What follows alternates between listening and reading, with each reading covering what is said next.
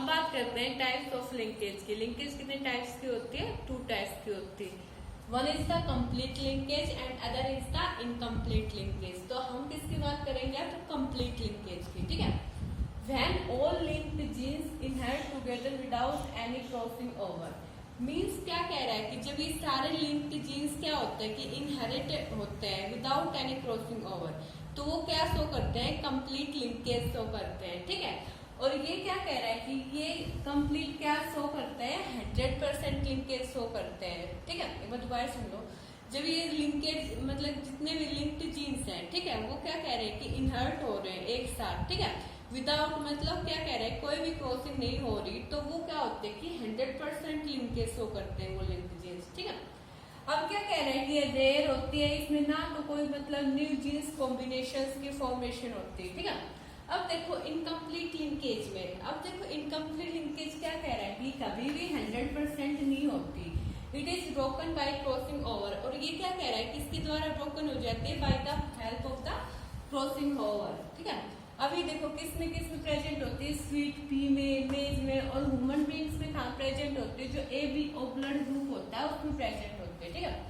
देखो complete linkage में क्या होते हैं कि भाई क्रॉसिंग ओवर नहीं होती, और वो क्या शो करते हैं कि 100% लिंकेज शो करते हैं, और वो क्या होती है कि रेयर होती है, और उसमें क्या कह रहा है कि न्यू जीन्स की न्यू जीन्स कॉम्बिनेशन की क्या नहीं होती? फॉर्मेशन नहीं होती। अगर हम इनकम्प्लीट लिंकेज की बात करते हैं तो इनकम्प्लीट लिंकेज में क्या होता है कि कभी भी 100% नहीं होती, और ये किसकी हेल्प से मतलब ब्रोकन हो जाती है? क्रॉसिंग ओवर से। अब क्या कह रहा है कि इसमें न्यू कॉम्बिनेशंस की मतलब फॉर्मेशन होती है। अब बात आती है भाई हम लिंकेज को मतलब किससे मेजर करते हैं? हम लिंकेज को मेजर करते हैं by percent recombination between loci. Means जो जीन्स की दो लोकाई होती है उसके बीच में क्या होती है कि जो परसेंटेज रिकॉम्बिनेशन होती है उससे हम क्या करते हैं कि मेजर करते हैं। अब बात करते हैं कि इसकी रिकॉम्बिनेंस फ्रीक्वेंसी की, और बात करते हैं क्या रिकॉम्बिनेंस फ्रीक्वेंसी होती क्या है? Total number of recombination upon total number into 100। ये क्या था कि रिकॉम्बिनेंस फ्रीक्वेंसी। अब ये हो क्या? लिंकेज। कंप्लीट लिंकेज हो चुकी और क्या हो चुकी? Incomplete linkage. अब बात करते हैं सेक्स डिटर्मिनेशन की। तो फर्स्ट किसमें देखते हैं? इन ह्यूमन बींग्स में, ठीक है। अब देखो ह्यूमन बींग्स में क्या होता है? कितने पेयर ऑफ क्रोमोसोम्स प्रेजेंट होते हैं? 23 पेयर ऑफ क्रोमोसोम्स प्रेजेंट होते हैं। तो देखो जो ये 22 पेयर है, ठीक है, ये क्या है? ऑटोसोम्स है, ठीक है। और जो ये XX है या XY है, ये क्या है? Sex chromosomes. ये किसमें प्रेजेंट है? फीमेल में, और ये किसमें प्रेजेंट है? मेल में, ठीक है। अब देखो ह्यूमन बींग्स में क्या कह रहा है कि XX है, ठीक है, ये किसमें प्रेजेंट होता है? फीमेल में प्रेजेंट होता है।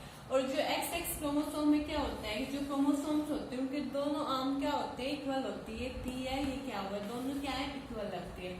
बट क्या कह रहे हैं कि जो XY क्रोमोसोम है, ठीक है, जो कि किसमें प्रेजेंट होता है? मेल्स में प्रेजेंट होता है, ठीक है। तो इसका X क्रोमोसोम की दोनों आर्म क्या होती है कि सेम होती है, ठीक है, सेम साइज की। बट जो क्या कह रहा है कि जो Y क्रोमोसोम होता है उसमें क्या कह रहा है कि एक आर्म क्या होती है कि बिल्कुल छोटी होती है, या फिर हाँ छोटी होती है, ठीक है। अब देखो क्या कह रहा है कि जो ये XX क्रोमोसोम्स किसमें प्रेजेंट है? भाई फीमेल्स में प्रेजेंट है। तो मतलब क्या कह रहा है कि कैसी है? होमोगोमेटिक है। होमो मीन्स क्या होता है कि सेम। अगर हम हेट्रोगैमेटिक की बात करते हैं तो हेट्रोगैमेटिक कौन होता है? मेल्स होते हैं, ठीक है। मींस इसमें क्या है? दो डिफरेंट टाइप्स के गैमेट्स प्रेजेंट है, या दो डिफरेंट टाइप्स के क्या है? क्रोमोसोम्स प्रेजेंट है। एक X है और एक क्या है? Y है।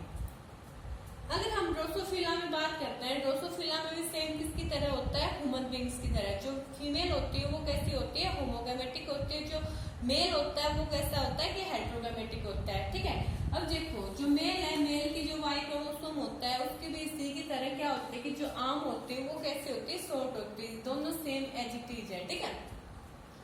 अब बात करते हैं जो बर्ड्स होते हैं, बर्ड्स में सबके क्या है कि अपोजिट है, ठीक है। जो फीमेल होती है वो कैसे मिलेगी आपको? हेट्रोगैमेटिक मिलेगी, और जो मेल होता है वो कैसा मिलेगा आपको?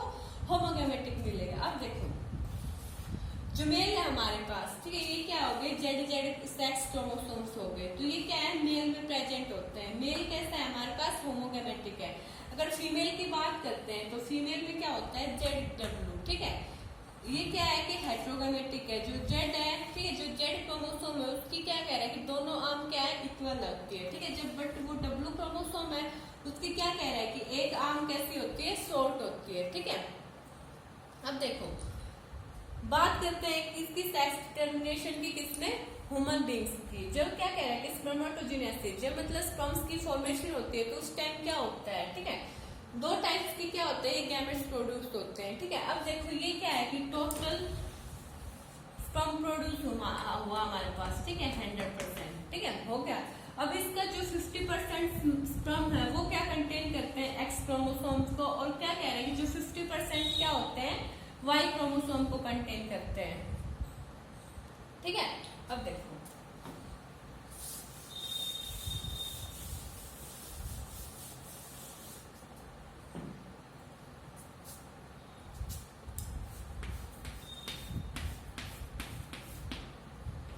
हम अभी इसका क्रॉस करवाएंगे।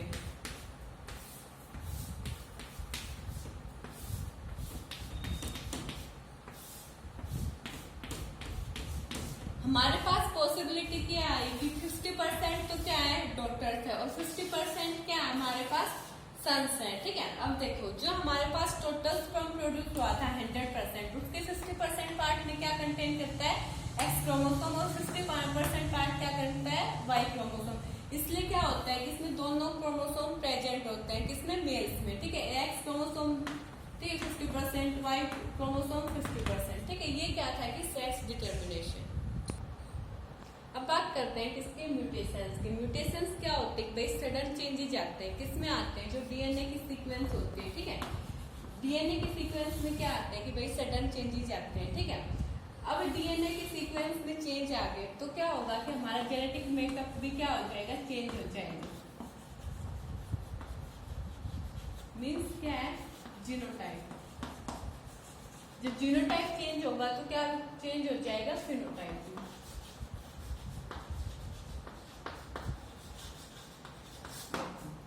जीनोटाइप तो मैं बता चुकी हूँ, जो उसका जेनेटिक मेकअप होता है किसका, एक ऑर्गेनिज्म का, ठीक है। फिनोटाइप क्या होता है कि भाई कोई भी ऑर्गेनिज्म है, ठीक है, उसके क्या हो, जो फिजिकल कैरेक्टर्स होते हैं, ठीक है, उसकी आउटर अपीयरिंग कैसी है, वो क्या होता है, फिनोटाइप होता है।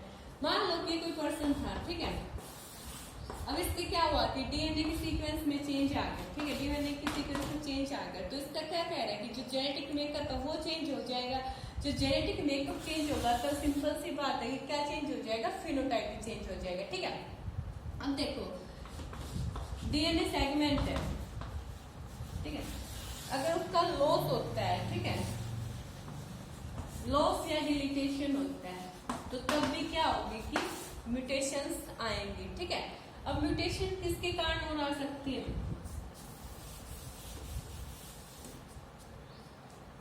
जो यूवी रेंज होती है, ठीक है, उसके कारण भी क्या आ सकते हैं कि म्यूटेशंस आ सकते हैं, ठीक है। म्यूटेशन का तो पता ही चल गया भाई कि एकदम से सडन चेंजेस किसमें आ रहे हैं, कि जो हमारी डीएनए सीक्वेंस थी उसमें क्या आ रहा है कि सडन चेंजेस आ रहे हैं, ठीक है। बस एक बात याद रखना, जब डीएनए में एकदम सडन चेंजेस आते हैं तो क्या होगा कि जीनोटाइप चेंज हो जाएगा और क्या हो जाएगा कि फिनोटाइप भी चेंज हो जाएगा, ठीक है। ये क्या था कि म्यूटेशन।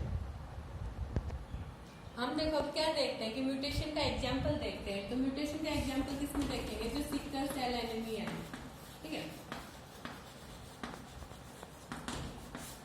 उसमें क्या हुआ, जो ग्लूटामिन था वो किसमें चेंज हो गया, वेलाइन में, ठीक है। मीन्स क्या हो गया कि जे एक ये बेस पेयर है, ठीक है, GUG है, और यहाँ पे क्या आ गया हमारे पास GAG, ये क्या हो गया, शिफ्ट हो गया, ठीक है। तो ये क्या है कि भाई सडन चेंजेस आए किसके बेस पेयर्स में, डीएनए के बेस पेयर में, तो ये क्या हो कि म्यूटेशन होगी और पर्सन किससे इफेक्टेड हो गया, सिकल सेल एनीमिया से, ठीक है।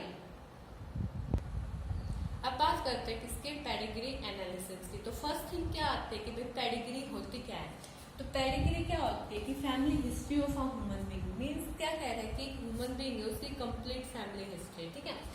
अब देखो पेडिग्री एनालिसिस मींस इसमें क्या होता है, study of inheritance of characters in the family from one generation to next generation.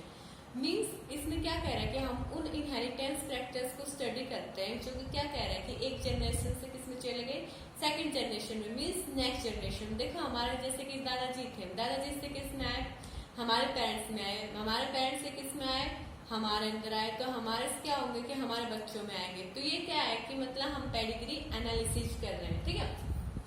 अब देखो जो ये सिंबल है ये किसका, मेल का है, और ये सिंबल है किसका है, फीमेल का है, और ये सिंबल किसका है कि भाई इसका कोई भी सेक्स डिफाइन नहीं है, सेक्स अनस्पेसिफाइड है, ठीक है।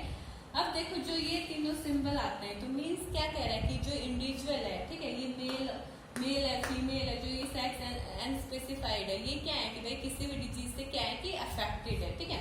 अब देखो जो बीच में इन दोनों के बीच में, मेल और फीमेल के बीच में हम ऐसे ये डंडा सा लगा देते हैं, ठीक है, लाइन सी कर देते हैं, तो ये क्या हो रही है कि इनके बीच में मेटिंग हो रही है। जब हम मतलब यहाँ एक और लाइन वो कर देते हैं तो मीन्स क्या कह रहा है कि जो मेटिंग हो रही है किसके बीच में हो रही है, रिलेटिव्स के बीच में हो रही है, ठीक है। अब देखो जो हमने मेटिंग करवा दी किसके बीच में, मेल और फीमेल के बीच में, ठीक है। हमने क्या किया कि मेल और फीमेल के बीच में क्या करवा रखे, मेटिंग करवा रखी है। तो इनके नेक्स्ट जनरेशन में क्या आया कि एक तो मेल आ गया, एक क्या आ गई, फीमेल आ गई, ठीक है।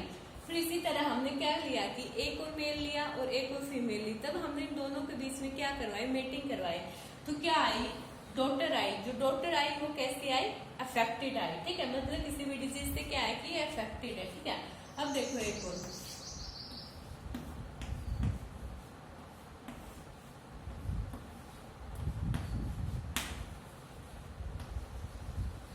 ठीक है। अब हमने फिर से क्या कि मेल और फीमेल के बीच में क्या करवा दी, मेटिंग करवा दी। तो अब हमने देखा इसके दोनों बच्चे हैं, ठीक है, एक सन है और एक डॉटर, ये दोनों क्या है कि दोनों अफेक्टेड है, किससे, कोई भी डिजीज हो सकते हैं इनसे। तो ये क्या थी, पेडिग्री एनालिसिस मीन्स जो करेक्टर इनहेरिटेंस हो रहे हैं एक जनरेशन से दूसरी जनरेशन में, उसको हम क्या करते हैं, स्टडी करते हैं, ठीक है। ये कंप्लीट हो गया पेडिग्री एनालिसिस।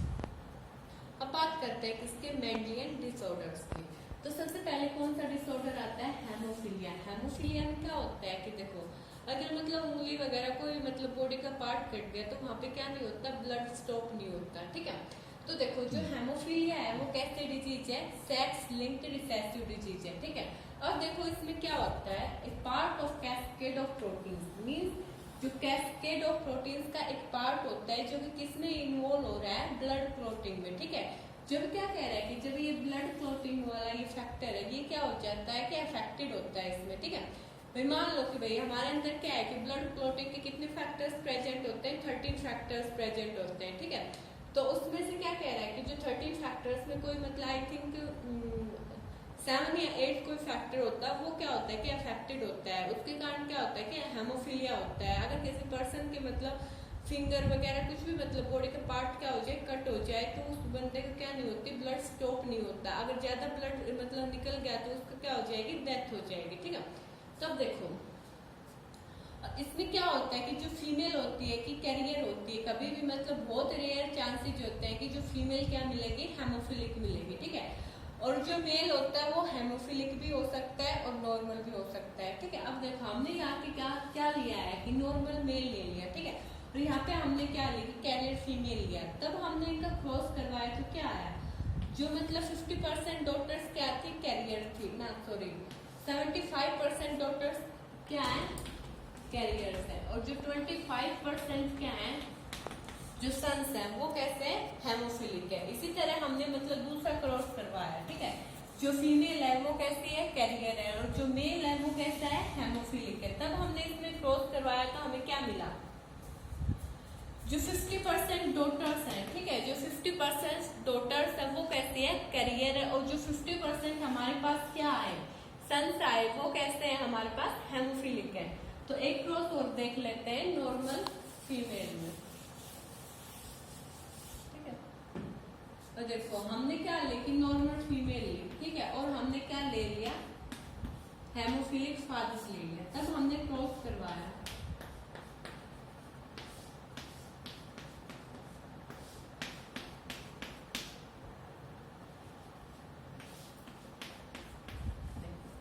हमने क्या लिया कि नॉर्मल फीमेल लिया है, और फादर कैसा है, मींस नॉर्मल क्या है, मदर है, और फादर कैसा है, हेमोफिलिक है, ठीक है। तो हमने क्रॉस करवाया तो क्या आया कि जो डॉटर्स थी 50% डॉटर्स हमारे पास क्या आई है, कैरियर आई है, और 50% हमारे पास क्या आए, सन्स आए हैं, वो कैसे आए कि बिल्कुल नॉर्मल आए। तो इससे क्या पता चलता है कि अगर मदर क्या हो, कैरियर हो, तो वो क्या मतलब अपने सन्स को क्या देती है, हेमोफीलिया की डिजीज देती है, ठीक है। तो इसलिए क्या कहा गया कि हेमोफीलिया क्या है कि मेंडेलियन डिसऑर्डर है, सेक्स लिंक्ड रिसेसिव डिजीज है। उसमें क्या होता है जो ब्लड क्लॉटिंग फैक्टर होता है, ठीक है, वो क्या होता है कि अफेक्टेड होता है, ठीक है। ये क्या था कि हेमोफीलिया। अब बात करते हैं किसकी, सिकल सेल एनीमिया की। तो जो सिकल सेल एनीमिया डिजीज होती है, डिसऑर्डर होता है, वो कैसा होता है कि ऑटोसोम लिंक्ड रिसेसिव, ठीक है। मींस क्या कह रहा है कि पेरेंट्स से किस में जा सकता है, ऑफ स्प्रिंग्स में जा सकता है, ठीक है। अब क्या कह रहा है कि किसकी हेल्प से कंट्रोल होता है, एक सिंगल सेल होता है किसका, एलील का, ठीक है। उससे क्या होता है कि कंट्रोल होता है, ठीक है। ये है HbA और HbS, ठीक है। ये क्या कह रहा है कि इससे कंट्रोल होता है, ठीक है। नेक्स्ट क्या कह रहा है कि जो होमोजाइगस इंडिविजुअल्स होते हैं किसके लिए, हेमोग्लोबिन S के लिए, ठीक है। तो वो क्या होते हैं कि वो मतलब वो क्या कह रहे हैं, वो डिजीज मतलब अफेक्टेड होते हैं, डिजीज से क्या होते हैं कि अफेक्टेड होते हैं, ठीक है। मींस क्या कह रहा है कि सो डिजीज फिनोटाइप, ठीक है। नेक्स्ट क्या कह रहा है कि हेट्रोजाइगस का पता है ये नॉर्मल होते हैं, बट कैसे होते हैं कि कैरियर होते हैं, ठीक है। नेक्स्ट क्या कह रहा है कि ये क्यों होती है, because by the substitution of glutamic acid GAG by valine, ठीक है। ये क्या है कि जो ग्लूटामिक एसिड है उसका क्या है कि बेस पेयर की सीक्वेंस है, और जो ये वेलाइन है, ठीक है, वेलिन है, इसकी बेस पेयर की सीक्वेंस है, ठीक है। मीन्स क्या कह रहा है कि जो GAG है, ठीक है, यहाँ इसके बेस पेयर में क्या हुआ है कि वो आई है, ठीक है। अब देखो क्या कह रहा है कि जो हेमोग्लोबिन है उसकी जो बीटा ग्लोबुलिन चेन की मतलब 6 पोजीशन में क्या हो रहा है कि चेंजमेंट आ रही है, ठीक है। देखो हेमोग्लोबिन की चेंज थी,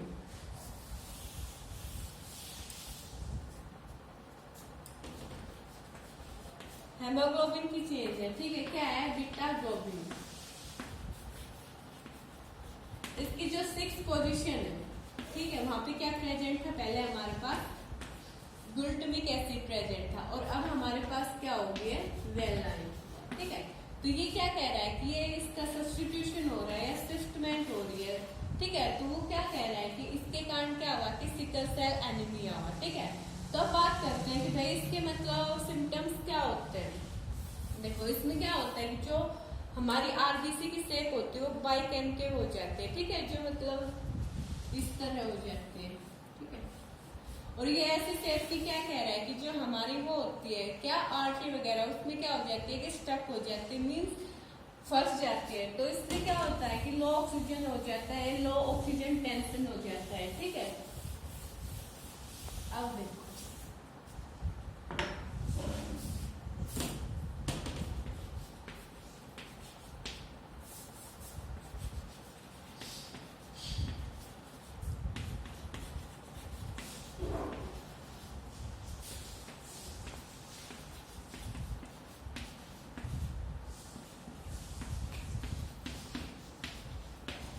देखो हमारे पास मदर क्या है, नॉर्मल है, मीन्स क्या है, कैरियर है, ठीक है। और फादर कैसा है, अफेक्टेड है। तो अब जब हमें इनमें क्रॉस करवाएंगे क्या आएगा,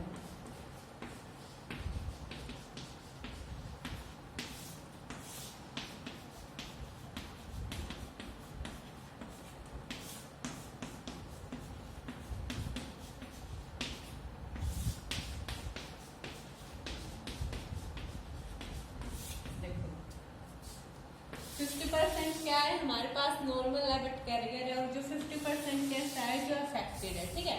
मींस देखो एक बार दोबारा सुन लो, जो सिकल सेल एनीमिया कैसी होती है, ऑटोसोम लिंक्ड रिसेसिव डिजीज होती है, और इसमें क्या होता है कि भाई जो RBC होती है उनकी शेप चेंज हो जाती है, बाइकैनकेव शेप हो जाती है। इसलिए क्या होता है जो हमारी आर्टरी वगैरह होती है उसमें क्या हो जाती है, स्टक हो जाती है, ठीक है। इसलिए हमें लो ऑक्सीजन टेंशन हो जाता है, ठीक है। और क्या कह रहा है कि जो देखो ये तो क्या होता है कि मतलब ये एलील है, ठीक है, ये शो क्या नहीं करता डिजीज को, बट ये जो होमोजाइगस होता है ये क्या करता है कि डिजीज को शो करता है, ठीक है। इसमें यही था, इतना ही।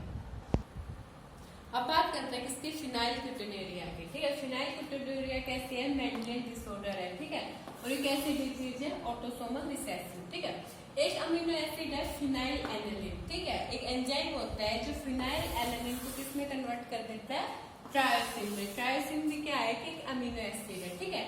जब ये एंजाइम की मतलब क्या होती है कि लैकिंग होती है या एब्सेंट हो जाता है, तो ये फिनाइल एलानिन और अमीनो एसिड होते हैं किसमें चेंज हो जाती है, फिनाइल पायरिक एसिड में या इसके डेरिवेटिव्स में, ठीक है। जब ये फिनाइल पायरिक एसिड मतलब बन चुकी है, तो इसका क्या होगा कि अकुमुलेशन किसमें हो जाएगी, ब्रेन में हो जाएगी, तो क्या वो कॉज करेगी, मेंटल रिटार्डेशन। ठीक है, अब क्या कह रहा है कि यूरिन के थ्रू भी क्या होती है कि बाहर निकलती रहती है। क्यों निकलती रहती है, बिकॉज क्या कह रहा है कि किडनी इसको क्या नहीं कर पाती, अब्जॉर्ब नहीं कर पाती। ठीक है, ये क्या था कि ऑटोसोमल रिसेसिव डिजीज थी। फिनाइल एलेनिन में मतलब क्या कह रहा है कि एक एंजाइम होता है, वो क्या करता है कि फिनाइल एलेनिन को क्या कर देता है, ट्रायसिन में चेंज कर देता है। जब इस एंजाइम की कमी हो जाती है तो जो फिनाइल एलेनिन होते हैं वो किसमें चेंज हो जाएगी, फिनाइल पायरिक एसिड में और इसके डेरिवेटिव्स में।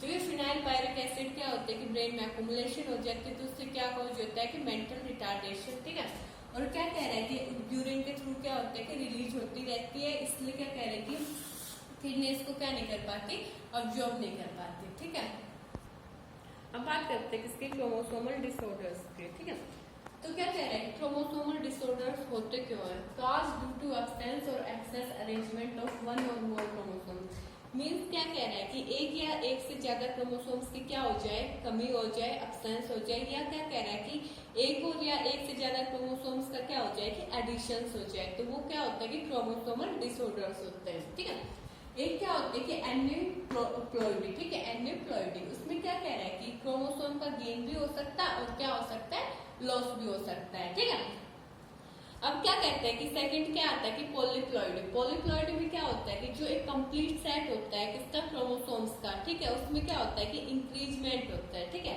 अब देखो, अब हम बात करते हैं किसकी, क्रोमोसोमल डिसऑर्डर्स की। तो सबसे पहले क्रोमोसोमल डिसऑर्डर कौन सा है, डाउन सिंड्रोम।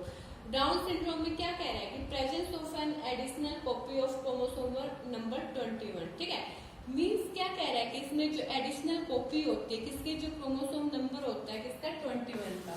ठीक है, वो क्या होता है कि उसकी प्रेजेंस होती है, इसलिए हम इसको क्या बोल सकते हैं, ट्राइसोमी 21। ठीक है, नेक्स्ट क्या कह रहा है कि अगर कोई भी इंडिविजुअल इससे अफेक्टेड है तो उसमें क्या क्या सिम्टम्स आते हैं। एक तो क्या होता है कि वो शॉर्ट स्टेचर्ड होगा, मीन्स क्या है, उसकी हाइट क्या होगी कि छोटी होगी। सेकंड क्या होगा कि उसका ओपन है, माउथ क्या होगा कि पार्शियली होगा, मीन्स आधा माउथ होगा वो खुला हुआ रहेगा। ठीक है, नेक्स्ट क्या कह रहा है कि जो फिजिकली, साइकोमोटरली और क्या कह रहा है कि मेंटली उसका डेवलपमेंट क्या होगा कि रिटार्डेड होगा।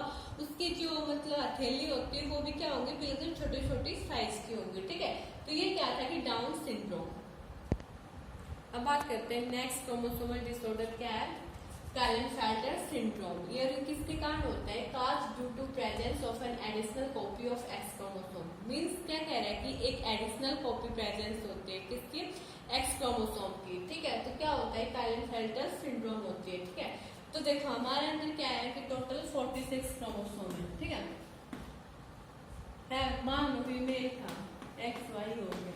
अब इसमें क्या हुआ कि एक और एक्स्ट्रा मतलब क्या आ गया कि क्रोमोसोम आ गया, कौन सा आया, एक्स आया, तो टोटल कितने क्रोमोसोम हो जाएंगे, 47 हो जाएंगे। तो हम इसको कैसे रिप्रेजेंट करते हैं, ऐसे रिप्रेजेंट करते हैं। ठीक है, मीन्स क्या कह रहा है कि किसमें होता है, मेल्स में होता है जनरली। ठीक है, उसमें क्या आने लगते हैं कि फीमेल्स के कैरेक्टर आने लगते हैं। ठीक है, अब देखो ये क्या होता है कि ऐसे इंडिविजुअल कैसे होते हैं कि स्टाइल होते हैं और उनमें क्या होता है कि दोनों कैरेक्टरिस्टिक्स होते हैं, मस्कुलाइन भी और क्या होता है कि फेमाइन भी। ठीक है, उसमें क्या कह रहा है कि मेल्स के कैरेक्टर भी होते हैं और क्या कह रहा है कि फीमेल्स के कैरेक्टर भी होते हैं। ठीक है, ये क्या था, ये क्लाइनेफेल्टर सिंड्रोम। नेक्स्ट क्या है कि टर्नर सिंड्रोम। टर्नर सिंड्रोम में क्या होता है कि एक एक्स क्रोमोसोम होता है। ठीक है, उसकी क्या हो जाती है कि एब्सेंस हो जाती है, तो इसलिए क्या कह रहे हैं कि हम इसको रिप्रेजेंट कैसे करते हैं, 45 प्लस एक्स। ठीक है, मीन्स ये क्या थी कि फीमेल थी। ठीक है भाई, फीमेल का तो पता ही है, एक्स एक्स होता है, तो हमने यहाँ पे क्या किया, ऐसे रिप्रेजेंट कर सकते हैं। ठीक है, या फिर हम इसको ऐसे रिप्रेजेंट करते हैं, तो ये एक्स क्रोमोसोम गया। ठीक है, हमने क्या करते हैं 0 और यहाँ पे फिर हम क्या करेंगे 45। ठीक है, तो इसमें क्या कह रहा है कि एक एक्स क्रोमोसोम की क्या हो जाती है कि एब्सेंस हो जाती है, किसमें होती है कि भाई फीमेल्स में होती है। ठीक है, तो इसलिए हम इसको कैसे रिप्रेजेंट करते हैं, 45 विद एक्स हो, तो जब ये प्लस नहीं आएगा इसके यहाँ पे कॉमा आएगा। ठीक, ऐसी फीमेल्स कैसी होती है, स्टेराइल होती है और उनमें क्या होता है कि lack of secondary sexual characters होते हैं। ठीक है, देखो क्लाइनेफेल्टर सिंड्रोम में क्या आया कि एडिशन किसका हुआ, एक्स क्रोमोसोम का, इसलिए कितने हो गए 47 हो गए। और जो टर्नर सिंड्रोम था उसमें क्या हो गया कि एक्स क्रोमोसोम की एब्सेंस हो गई, इसलिए कितने क्रोमोसोम हो गए 45 हो गए। और ये चैप्टर क्या हो गया कि फिनिश हो गया। अब नेक्स्ट चैप्टर कल स्टार्ट करें।